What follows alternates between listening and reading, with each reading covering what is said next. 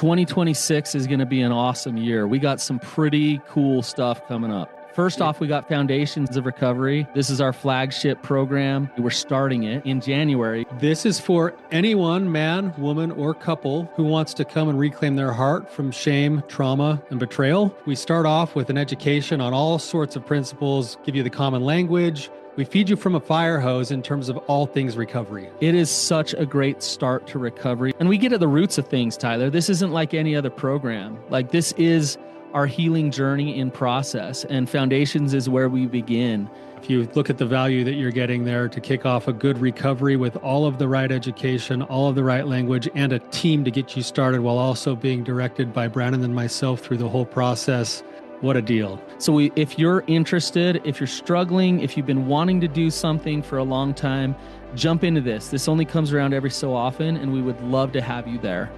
Click the link in the description to sign up for it. And to make it even sweeter, we're also including a raffle for a free pass to the Radiant Dawn retreat. Anyone who signs up for Foundations will be added to the raffle for that free Radiant Dawn pass. If you're a man and you sign up for Foundations, your name still gets entered, and you can give that pass away if you win it to any woman that you want to.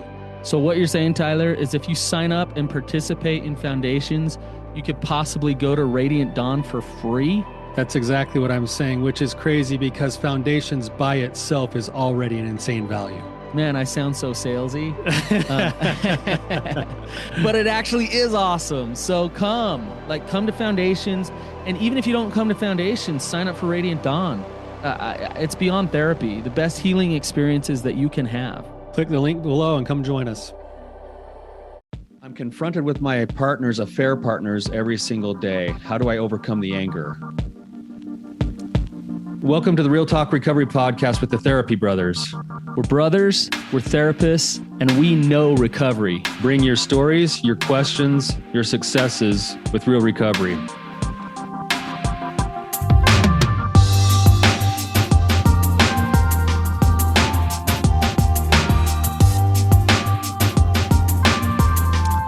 Hey, Tyler. What's going on, Brandon? Hey, I'm excited. We got a big announcement today. Big announcement today. I'm excited about it too. I'm happy to make it. So we actually have been working on some things, and we've decided to join a network called the Sober Powered Media Group. And it's basically a group of podcasters who are all top 100 podcasts in the area of addiction. So addiction recovery. All sorts of different kinds of addiction recovery. There's a couple that I'll just mention. There's several inside the group, but we've got Sober Powered Podcast with Jillian Tietz. And then we have the Addicted Mind Podcast with Dwayne Osterland. So you can kind of get a flavor of, there's going to be a lot of science. There's going to be a lot of relationship stuff. But we've decided to join this group because we feel like it's like-minded people working towards the same goals. Yeah. And I think you go over there, you can get all kinds of different information that supports each other in what recovery is. And so there's substance abuse, there's alcohol. They talk about everything when it comes to addiction. So we're excited. We're excited to be a part of it. Yeah. Grateful to be a part of it. Yep. All right, Tyler, let's dive in with our guest, Holly, today. So Holly, welcome to the show. Hi. How are you? We're doing good. If you could just ask us any question and kind of give us a little bit of background, that would be awesome. Okay, so if we pose the question, I've been going through the process of learning about some long-time betrayal and somebody that I've been with for 20 years. And in the process of that, I had a D-Day on a real kind of hard find. I wasn't told about what had been taking place for at least 6 years that I know of, but could potentially even be the entire 20 in some way, shape, or form. My partner had a motor vehicle accident, and the police passed me a phone. And I went into the phone to call some of the family and friends to let them know that they were taking him by helicopter to the nearest trauma center. The fourth message down was the first piece of information that told me that my partner was being unfaithful. And then there was some of the delayed truth that came to me in other ways, not, as I went through that in the short period of time of getting through recovery. Like he did live through it, and it was very traumatic, and I had to hold everything back until his brain trauma had subsided enough for me to be able to tell him that I was aware of what was going on. And in the journey, I have found I've done a lot of self-reflection. Both me and my partner are kind of imperfect people in our own lives and came together that way. And we're both, survival modes. And I can see that now and go through it and walk through it and understand. And it's been a journey and it's been hard, but we've chose to walk through it. And I think out of the 20 years that we've been together and everything that we've been through, this has actually been a year, the best year that we've had. It hasn't been easy. It's been difficult. It's heartbreaking. And you turn into somebody you don't recognize. But we made a commitment to work through it, and we've been working through it. And I do see us and feel like we're in the best year of the 20 that we've ever had. Now that we're being honest with each other and being vulnerable with each other, which was something that neither one of us could do. And so, feeling the pain of how I've contributed to, and not contributed to make excuse for or accept, because I didn't choose to act out, I guess, in those ways, but I probably chose to act out in other ways by keeping myself too busy and drowning myself in education, or drowning myself in my horses, or drowning myself in, we're musicians, so, organizing events and stuff like that. But the one thing I have a real hard time with is we're in a very small town, and every day I have to see the people that chose, because there's more than one, that chose, knowing who I am, knowing it's a very small community.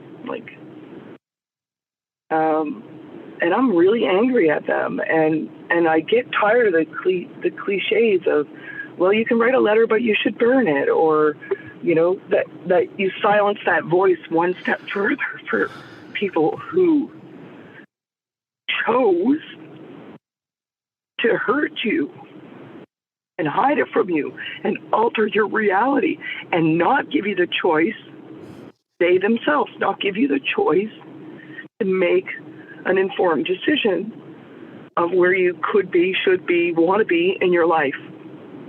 And I'm really angry at them. I'd like, I work on getting through it, and I am in a better place.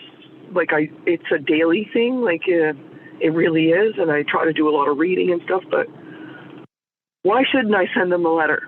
Why shouldn't I write them a note and tell them that they should look at their own selves and ask themselves why they would choose to hurt somebody? Yeah. Okay. Yeah. So Holly, man, I guess I first just want to say, wow, that's a whole bunch of stuff to go through in a short period of time with all sorts of trauma layered on top. So I know we're touching one piece of it today, but there's a whole bunch there too. And I can hear it in your voice that there's a lot and you've been overloaded. So, I just want to give that a voice before we jump into this a little bit. I mean, what a day. I mean, talk about trauma stacked on top of trauma, all the mixed emotions that must have come with finding this stuff out, while also in a helicopter, scared to death about losing your loved one in a massively traumatic accident. I mean, just that's a lot of crazy mixed emotion to try to process. So, I had a choice in that moment to either hang on to the love that I did know somewhere, like the whatever you want to call it. I mean, both of us have been through a lot when we've held together, and he's found other ways to act out in times when we couldn't be there for each other. But I held his hand. I chose to hold his hand and tell him in that moment that everything was going to be okay. His mother was passing away at the same time. And I had to be there for the whole family. I couldn't tell them. They don't know. None of them know. None of them know this happened. But so that was it. I made that choice, and I chose not to. I could have left that phone wide open and told the nurse to, here, give him this if he ever does wake up, give him this, and walk away. I could have, and I chose not to. Even to I this day, Holly, none of them know this happened. Not on his. No, there's only one person in my immediate family that knows that this happened, and that's my. No, sorry, there's two. My oldest brother and my daughter. And we're talking about multiple We're talking about multiple affairs, and just one person in your family knows, and that's it. Yes. Okay, I'm just gonna we'll put that on the shelf for just a minute. Maybe we'll come back to it. But yeah, just I echo what Tyler's saying. Like, oh my gosh, you've been through a lot, and now you're in this small town, and you're confronted with seeing these women again and again, right? Yes. Yeah, I mean, I hope this doesn't like sound like I'm dismissing your feelings, but I picture you walking into the grocery store and like the produce department could quickly become a WWF ring. You know, actually, it happened. It actually happened, and it didn't. But it didn't become a WWF ring because you know what was ironic about it was we were coming from a couples therapy talk session and stopped at the local, store where you can get local grown produce and groceries, and it's often it's not a big one. It's a little one because we live in a small place. And one of them was right there, and I was literally, I'm brushing past her. We're obviously with masks on because it is COVID. It was at the time with COVID restrictions, and not so much now. But at the time, it was within 20 minutes of leaving a session, and we went to stop to get some stuff for supper, and the both of us were standing there, me first, and right on top of this person, and I chose again to not make a scene, to not do that, to not react that way, that I knew by, somehow that was not going to change anything or make anything better. Oh, it happens. Can I ask you your question? Just to flush this out. You say, why not write a letter and actually send it to these people? So I'm asking you, Holly, why not? Well, that's part of the judgment piece, right? Like shaming. So we can tie in all the shame of so many different shades of shame. Maybe they should have wrote a book about that. Just that that's how you're cultured, right? That write the letter and burn it. Don't send it. What would be the significance of sending it for you? What would be the significance of sending it for you, Holly? How would it help? So that's a very good question that I keep telling and asking myself, and I'm at a place now a year in, and I can talk myself through talk myself out of it. Like but I'm walking myself through, I feel like at these times, and there are only glimpses in time. Some of these are just moments, and I like to go back to them and go, you did it in that moment. If I'm struggling in a moment, I remind myself of the moment that you had the card in your hand and you wrote it, you had the address, and you burned it. So Holly, I want to come back and ask you another question really quickly. You've written the card, you haven't sent it, and you said you talked yourself out of it, but I want you to just think about this for a second. There's an emotional need that's burning inside that keeps coming up that makes you want to send that letter. And I want to just maybe back out of whether or not to send the letter, and let's look at the need itself. Like what is inside of you that's screaming to be seen emotionally? What needs to be seen? The pain. Mm-hmm. That she chose. That she chose. Her words were, "We will do this until it doesn't work for one of us." Like diminished all those years in a person's life in a small town, and children and family and friends and a whole network, and her own self-worth. I have to go to a place where I can actually find empathy and compassion and see her as human. And we make mistakes. And what woman who has two, at the time, small children of their own,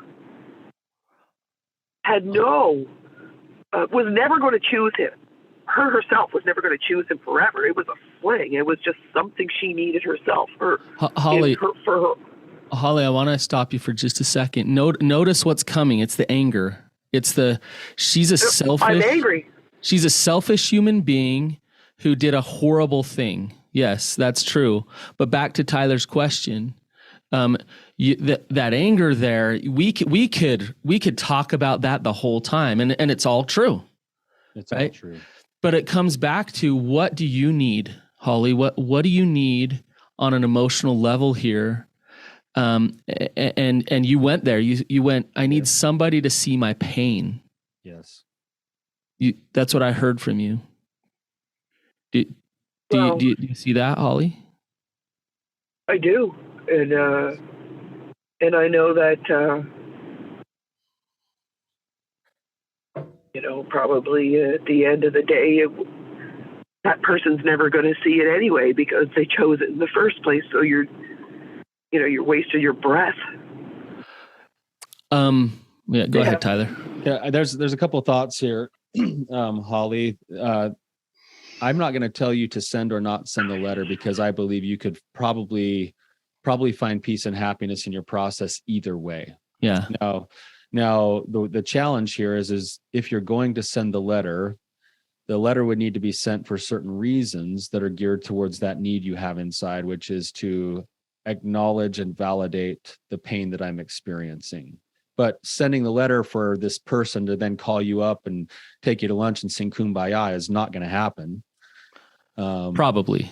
Most likely. I mean, it's happened before with some of our clients, but it's likely probably to happen. So it's more that I'm going to send that letter because I feel like I need to have the voice to speak it, than it is for me to expect her to see my pain. And if I'm acknowledging my pain that way by doing that, then maybe that's an okay reason to do it.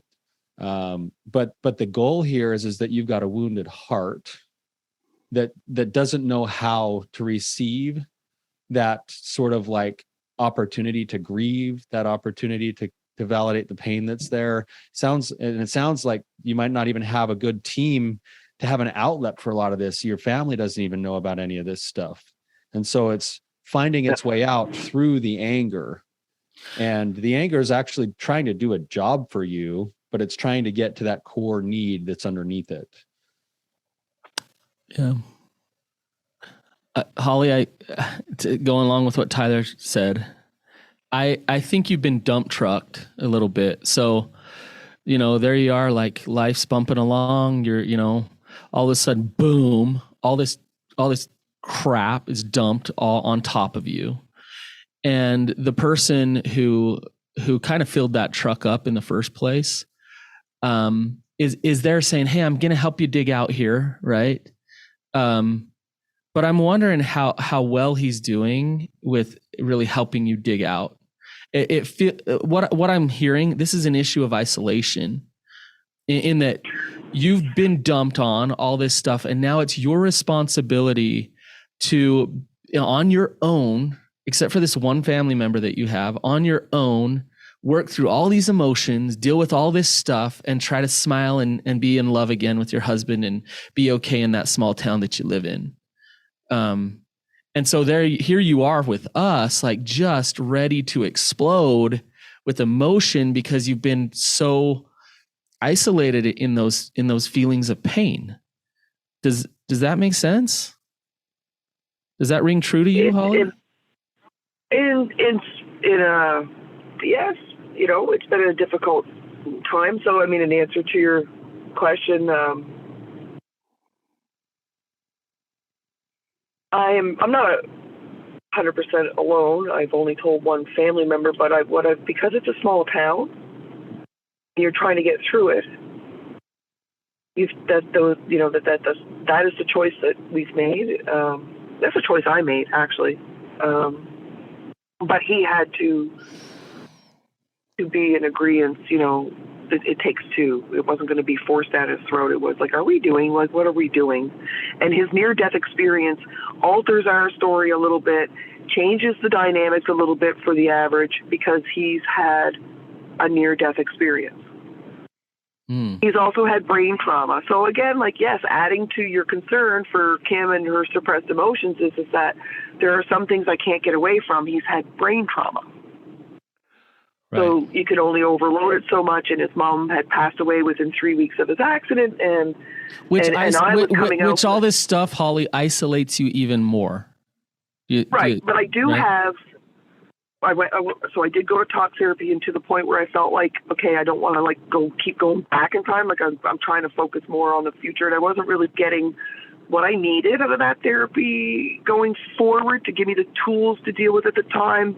And we're in a small town again, so professional capacity again. We're very small community. And I'm not trying to be judgmental. Where was I going with that thought? That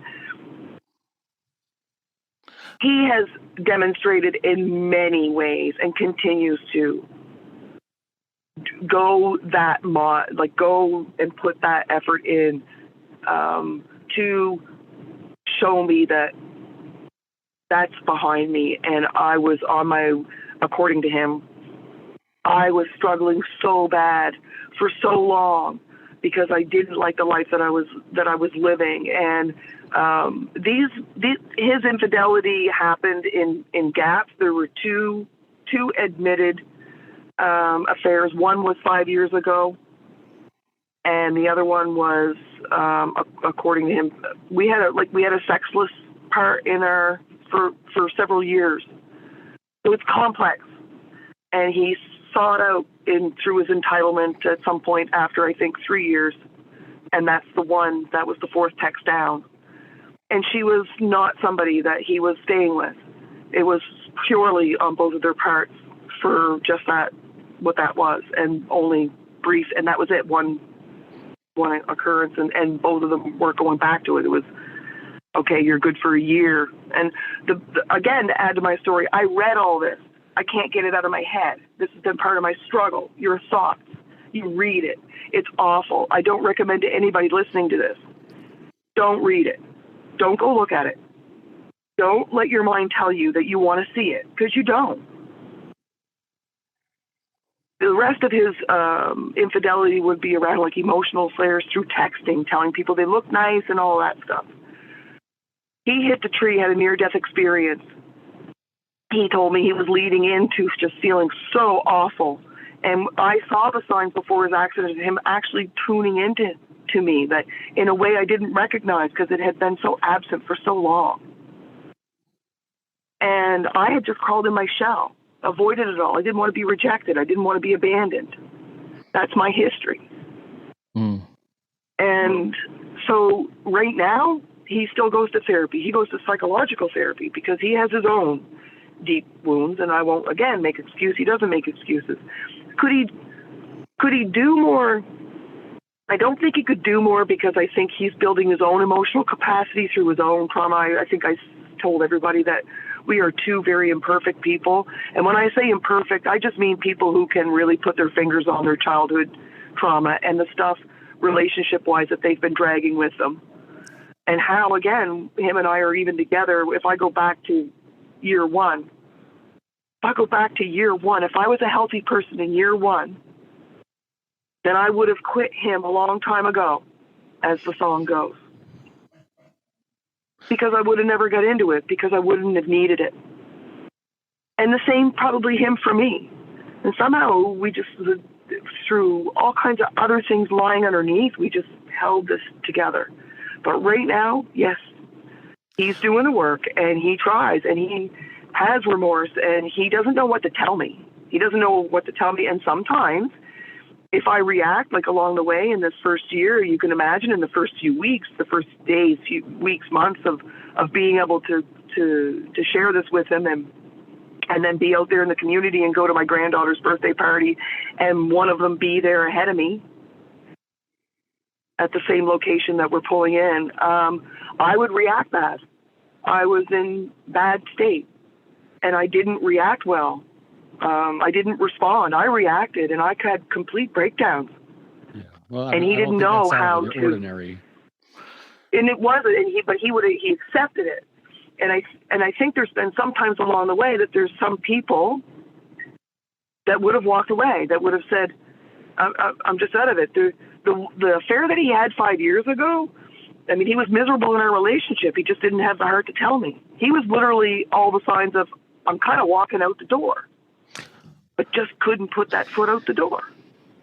Holly, It's not an excuse. I just want to tell, like, Holly, it's so complex and stuff. Holly, let me be annoying for just a minute, okay? So I love it. let me be cliche and annoying for just a minute. I want to. Do you journal much? Oh, it's interesting you asked that question, because I journal a lot, and my therapist has told me that she loves the unique way that I do journal. Okay, excellent. Do you meditate? I have horses, and I live on the coast of the Atlantic Ocean, and I go places with my dog and lakes and ocean. And yeah, so meditation to me is not sitting in a place,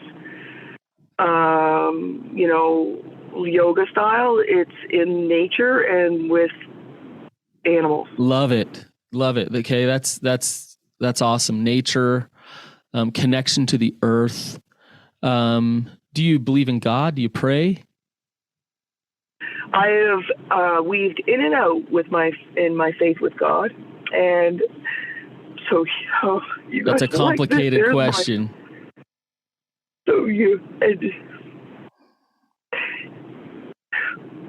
I do believe that God is speaking to us both. Okay. So Because he can script you the Bible. Interesting. He comes from a very strong religious and Christian background. And for him, part of his struggle is to have betrayed his own self and his own beliefs. And his stray from God. Mm. But yet the struggle to get back to God, if you're a Christian. It's interesting, because both of us, I think, do. You see the response to me. Okay. Did you get that, or am I sounding really crazy? No, you being emotional and crying is what needs to happen. So here's the thing, Holly, and I want you to hear this. I don't think you need to focus on moving forward, and I don't think you need to focus on the past. What I do think you need to do is step into the present in what is for you right now going on. And so when I'm asking you things about journaling and being in nature and praying, and you need to stop and feel and allow these feelings to process. And that's not focusing on the past. When you're talking, Holly, I'm feeling overwhelmed with everything that you have going on in your whole story and everything that's happened. Like, oh my goodness. And your mind is trying to make sense of all of this. And what you need to do is, maybe for every day for right now, is have a good cry. Write in your journal, like, feel the energy of those horses that you have, and just the smell of the horses and the connection to the nature. Tyler, am I? You know me, I'm a big fan of the horses for sure, because we do a lot of horse stuff with our things too. But yeah, so Brandon, where you're going, and this is important, because I think this is where Holly, you've got limited energy every day to use, and we want to use your energy on the things that can matter the most right now. And right now, what Brandon's saying is, and I'm seeing this too, is you've got natural feelings for anyone who's been in your shoes before, and you need to be able to have the space to process those, to identify those, to give yourself permission to feel those things. And then there'd be some other principles that would help with that. And the things Brandon was asking about, a wrestle with a higher power, someplace bigger to put some of these feelings, journaling, a way to move the things that are going on in your head into a language that'll allow your body to process it differently.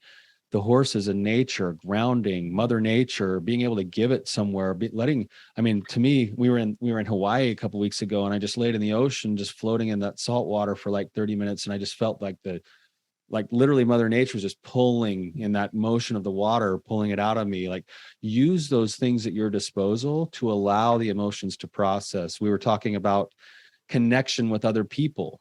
Now, and then you kind of defended your husband and said, no, he's trying to do it for me, but you're still isolated. Like, we've got to be able to find you a few other places, outlets to let this I do have flow. I have friends, very close friends, and at the same time, what's really interesting about what's going on, and this probably is several of your other topic discussions I think I've seen as titles in terms of the effects of COVID and all this isolation, and like we see it in relationships, and I do have a very close friend that I've been a child. I'm 51 and I've known her since we were 4 and 5, and she was going through a very similar situation at the very same time, and so we used each other to help us through, and we had a little disconnect in our relationship, but it really kind of brought us back together. We built on that. And I do have friends that know, and friends that I can talk to, and okay, good. And so that's been valuable. But in a small town, my family, what we've been trying to avoid is that you should leave him voice. So I'm very careful who I share it with, because if you're going to tell me that I should be shameful for choosing to stay, then I really don't have much to talk to you about. Okay. Because I have no shame in choosing. Holly, you don't need somebody to tell you what to do. You need somebody to hold space for you. So, right, and it's part of his family situations. My family, if they knew, sure. and surprisingly, my daughter, who has lived with this. My daughter's not that old, so I mean she's in her later 20s, but she's spent since she was 8. So she loves this man, and she knows, and she's helped me through as much as she can, because she has her own life and stuff and things that on the go with her children and whatever. So I haven't dumped it on her, but so I'm not alone. I'm not isolated completely, as maybe I have said. I'm not. I have talked to him about keeping his secret. I have talked to him about. But Holly, Holly, you are alone in that you don't have many people that you open up vulnerably to. So you have support, you have friends, but you don't want people to tell you what to do. You don't want people to tell you to leave. You're very careful about who really knows you on that vulnerable emotional level that can just hold that space for you. And I can tell there's some feelings around God there. So you're guarded there. And it's going to take a little bit of surrender to release. Anger is a secondary emotion. There's some pain, fear, sadness, something underneath it. I know. And you can Absolutely. keep it trapped with the anger by saying, no, I'm just going to stay here angry, versus being very vulnerable with those feelings and allowing them to process. Tyler, I want to ask you this. I know we're out of time. Yeah. If I broke my leg last week, like shattered it, and I called you and I was like, hey, dude, like it's hurt. Yeah, I'm in a lot of pain, but that happened last week. I'm not going to worry about it. Yeah, rub some dirt on it, dude. Stand up. I'm going to move forward. I'm going to move forward because that was last week. Yeah. And my leg shattered. What would you tell me? I'd say, have you been to the hospital yet? And let's get that thing set. I don't want to go to the hospital. That happened last week. I'm moving forward. Yeah. So what are you saying? I do that. Yeah. I get what you guys are saying. I really do. I'm just going to say, because time is running out, I'm going to say I really get what you're saying. I don't know to the level of vulnerability I need to go yet. Like, I get what you're saying in terms of if you're only going to slightly repair it, it's not going to get fixed. And I get that. And I'm trying, but like, I mean, I can now look at it and go, I try to look at things now when I'm in the moment, like to help me through, to go, am I observing the moment that's happening right now while I'm talking to a friend or watching TV or a show or listening to a song or whatever happens in the course of just a moment, and then your feelings kick in and then you start to react. And I really am trying to focus on, am I observing what's happening right now, or am I casting my feelings that's happening inside of me out onto that moment?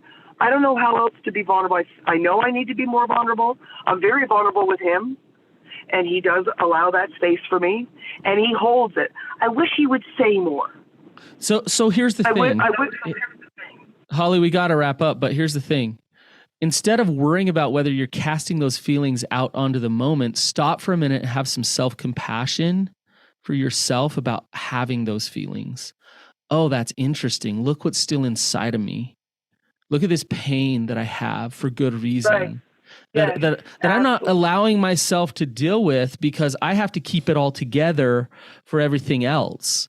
Rather than doing that, you give yourself permission to love yourself. You give yourself permission to be upset and angry. You give yourself permission to feel that pain. And then you go to God, then you go to your support system, then you go to your horses, you go to all of these places that they're release valves for that pain. You stop for a minute and you say, wow, like I'm lovable.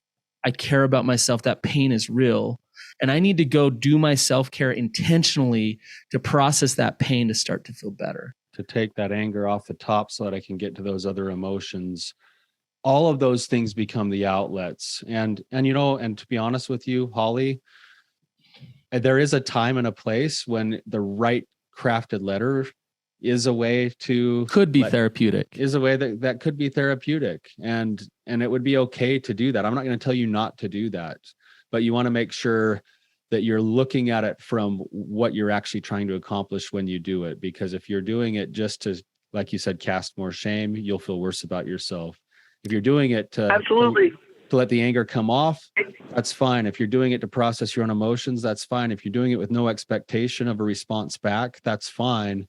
That's just one more chimney among all the other chimneys that Brandon has mentioned today. So I know that there's so much that we could cover. I wish we had more time today, Holly, but thank you for being vulnerable. Yeah. Thank you for coming on. Really appreciate Thank you for your time. Thank you for everything. Thank you for the podcast, and thank you for continuing. Thank you for really, you guys are very helpful. I don't know if you get a lot of positive feedback, and I listen to it, but I have to tell you, I really don't know if I would be where I am today after just a short year if it wasn't for having the podcasts that are out there and the time and effort that you guys put into this. So thank you. Well, thank you so Holly. much. We appreciate that. For those of you guys listening, if this has been impactful for you, throw a shout out to Holly make a comment on, Apple iTunes or something, a way to get to her so she could see it. And thank you guys for being here and listening with us. All right. We'll see you guys later.